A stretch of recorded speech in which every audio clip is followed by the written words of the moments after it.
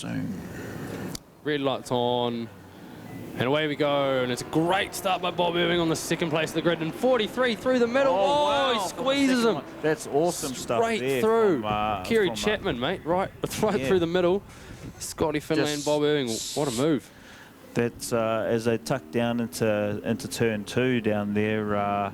Be interesting to see who made it out of there the best. Scotty Finlay takes back the lead. Good old reliable Scotty Finlay.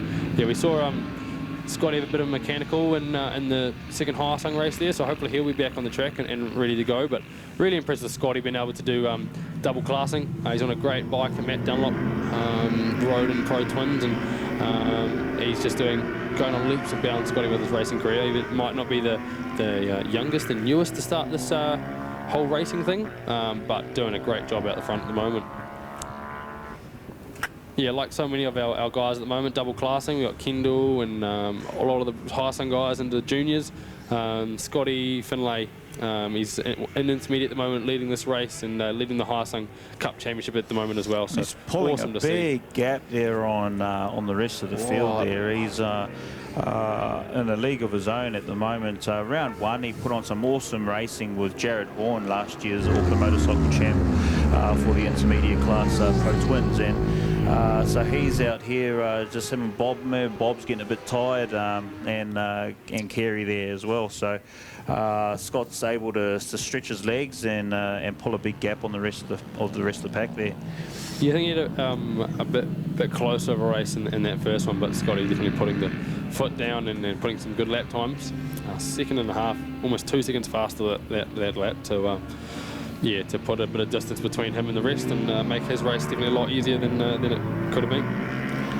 And Paul Bergman there from Botany Honda, he's doing well on his Pro Twin. He done his best over the off season to kind of collect people's spare parts, and he's put together this Pro Twin bike to come racing for the first time, and it's he's been helping out in machine check as well in the mornings and get a few races under his belt. So he's doing really well there, pulling in minute 18s, currently in 3rd place. Yeah, from a standing start, that's great. And that's awesome for Paul. First time in racing and on Pro Twins. Yeah, no, Scotty's got a massive lead. That is 2 laps, and that is one of the biggest leads we've seen all day, that's for sure. No, hats off to him, and yeah, great riding by Scotty. 13-0 for Scott Finlay. I think the lap record here for a super light is, I think it's a low 9, no, high 8. Wow. So very quick time by some very quick guys that have come through this class. Pro Twins as well, I think it's about an 8-9, so very quick guys have come through this class to pedal these bikes around, and we're a little bit off that today, but Scotty Finlay in a class of his own in intermediate at the moment. Talking about the high sungs, and just an amazing way to get into road racing and a great starter class. Pro Twins Super Light's a great second class to step into. It's one of the cheapest forms of racing we have is Pro Twins. Everyone's on pretty comparable machines in Pro Twins, and yeah, it's a great way for the best riders to come to the front after all your racing you've done in high sungs. Still a cheap form of racing, but a little bit of quicker bikes. And you know, you're out there having a blast with your friends and not getting annoyed that you got bikes, that people that are spending heaps of money for their bikes to be a little quicker than yours. So yeah, it's a great way to go racing, that's for sure. Oh, absolutely, and there's definitely that cup family feel in amongst the intermediate and pro twinners, where you know there's quite often people sharing parts and helping each other to get on the grid to make sure that we're filling our grids and looking after our what we would say our competitors, but we still you know, we still want them on the grid and racing with us. Yeah, definitely not felt that like that cup feel like I have in High Sun Cup anywhere else. Pro Twins have been so good as well, helping, obviously, like you said, helping people out with parts and getting them there. I raced in both of those classes, and I think I've raced in all of these classes that we have in New Zealand, but racing in Pro Twins was great, levelling field, and awesome to see that you can get a bike that's pretty close to the showroom floor and race those. As Scotty comes through there, still pulling minute 13s. So is Paul Bergman and Bob Irving as well. So they're not slacking off there. Kerry Chapman in currently 4th position with a best time of 1:16.242, and then Wiggles must be getting a bit tired too, because he's slowly dropping down the pack to Platt, to Irving, to Mason, to Nobbs, Wilton, and then Taylor. Looks like he's pulled into the pit after that last lap.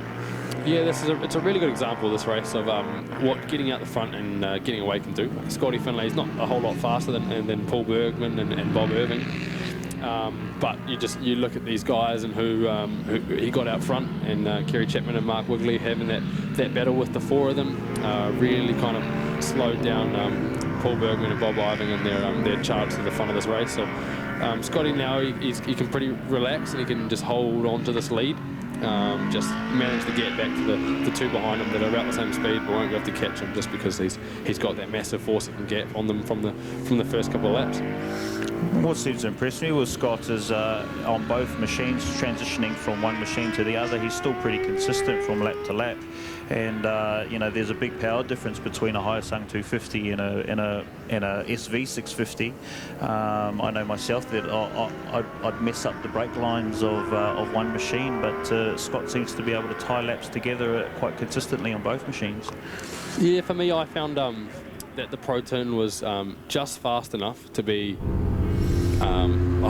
just fast enough to be too fast for my brain going on a Hyosung.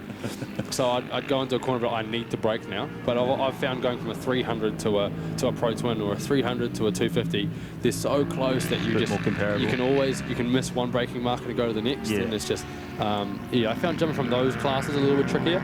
But having a bigger bike, you're like, well, I'm on a fast bike now. You know, this is I'm going to brake before the 50-meter board into turn forms, sort of thing. So yeah, really cool to see. Awesome race at the moment between Bob Irving and Paul Bergman for 2nd place of this race, but also they're back and 4th and 5th for Kerry Chapman and Mark Wigley. So awesome to see, and it's all what racing is about, isn't it? Just battling over the line with your mates. 2nd and 3rd, that gap's come down slightly to Scotty Finlay, but yeah, but not too much. Obviously, he's not going to get caught. He's just managing that 4-second gap he's got and leaving it to Bob and Paul to fight out for that last place on the podium. Yeah, and it's looking like Bob's experience is coming through, because he's managed to pick that second place from Paul, and looks like, yes, he's going to get across the line just ahead of Paul to take 2nd place. Paul Bergman 3rd, Kerry Chapman coming across in 4th, and then Wiggles rounding it out, the top 5. So yeah, so that shows you know, Bob looked like he was just chilling out at the beginning of that race, and just kept it consistent, ticking off lap by lap, and managed to get that 2nd spot back from Paul Bergman. Yeah, no, definitely a great learning curve, I think, for a couple of those guys, seeing Scotty get out the front and not have to put down those heater laps every time, like we see in the Hyosung Cups. You've got to go out and you've got to put your fastest lap in every race, because every single lap, because you've got 10 or 12 guys that are going to be hounding you if you're not. And we've seen Scotty there, his last lap, being able to do a 14.4, which is, you know, a 2.5 seconds off what he can do, just because getting out front and getting that lead on guys that were the similar pace. And yeah, it really does break your spirit a little bit as well, like as a racer, seeing the gap to someone that you know you can beat, but there's just that gap there that you know you're not fast enough, but you could beat them, just not being able to get there. So yeah, probably a great learning curve for those guys there, trying to get through traffic early on. And Scotty, the experience came through, knowing when and how to get out front and get away. All right, so our next race up is should be our seniors, and it'll be race 3 for the senior class.